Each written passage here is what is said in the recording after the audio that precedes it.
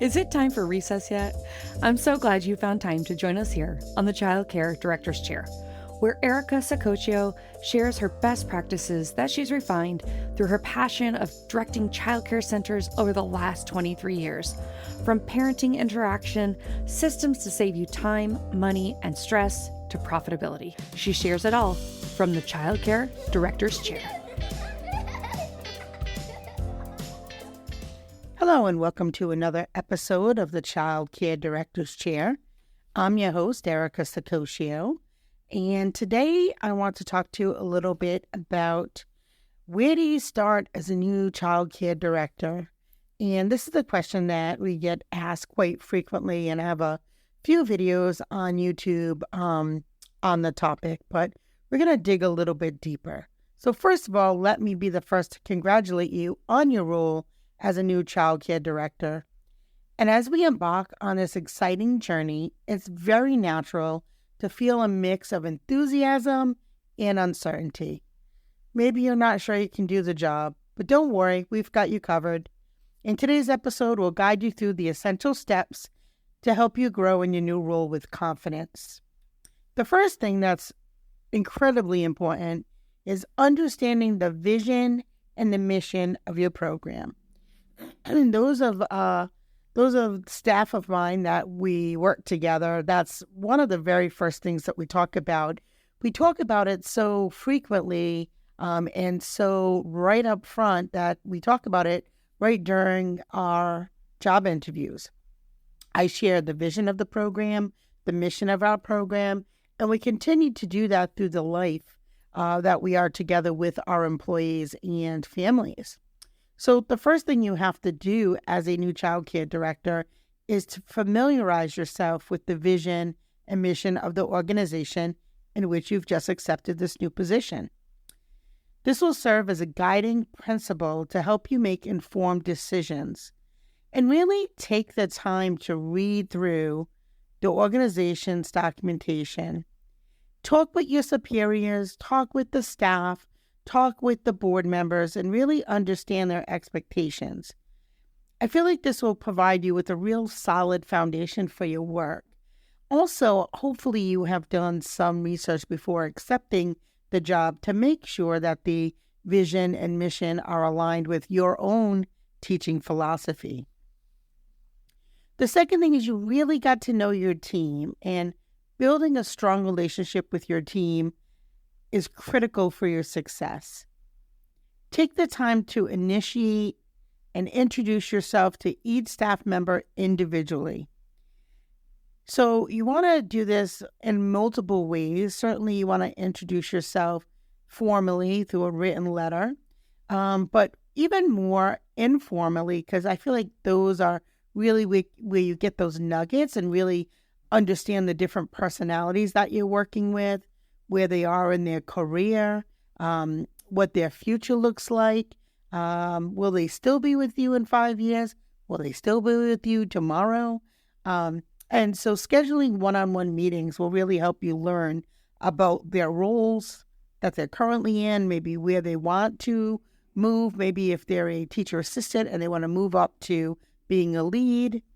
You can also very quickly determine what their strengths are. And you can ask them too where they feel that they're really confident, along with their areas of improvement and areas that they feel they need to improve on. And it's pretty funny because during one-on-ones with several of my staff, they very quickly are able to identify the areas that they feel they need improvement on. But sometimes it's a little bit harder for them to articulate their strengths. So sometimes you'll have to help them with that. This will not only help you understand the dynamics of your team, but also establish trust and open lines of communication. And the more frequently that you meet with your team, the more frequently that you make attempts to stop running down the hallways and being busy at your desk, the more times that you are out on the floor, the more opportunities that you spend with your staff in the informal settings. I mean, meetings are great, but I feel like a lot of the connections really happen during those informal conversations. Also, assess the current state. To efficiently lead your child care program, you need to have a clear understanding of its current state. Evaluate the existing programs, policies, and procedures. Identify the areas that are working well and the areas that need improvement. And you don't want to do this alone. You definitely want to engage with parents and gather feedback to gain their insight into their expectations and concerns. And this assessment will allow you to develop a strategic plan tailored to your center's specific needs. And I have to tell you, I really love strategic planning. I really feel that that is a cornerstone to our success as far as when our company was scaling and growing, and the ability to open up 6 childcare centers and a dance studio in a very short period of time really had a lot to do with our strategic planning, not even scaling up, but also the different programs that we decided to incorporate as we started as an after-school program and then grew into preschool and then infant toddler and summer camp and then different rec programs. We had a Lego club and a dance program that grew into a full-blown studio with 90 dance students. And that really all had to do with the development of our strategic plan. And based on your assessment, you can develop a comprehensive strategic plan that outlines your goals and your objectives. Break down your plan into actionable steps and set realistic timelines. And we would do our timelines over a period of 12 months. And we would break down what were the steps that we were going to take during those 12 months. We certainly involved all of our team members in the planning progress. And that really did help ensure buy-in and commitment. And I recommend that you do the same. And I feel like a well thought out strategic plan will serve as a roadmap for your center's success and continued growth. Then you have to implement the plan, because one thing to come up with a plan, and that happens at a lot of meetings, a lot of great ideas go flying around and everybody's writing down notes, but then there's no follow through. So you have to implement. And so then there is the time to put your plan into action. You'll definitely need to delegate responsibilities to your team members to make sure that you provide them with the necessary resources and support to get the job done. And you regularly want to monitor the progress to make adjustments as needed, because a lot of times people will say they've got it and then they really don't have it, but it's a little difficult to tell your boss, gee, I'm really not sure. Or they interpret it a different way, or they interpret the timelines as a little more fluid than what you really want.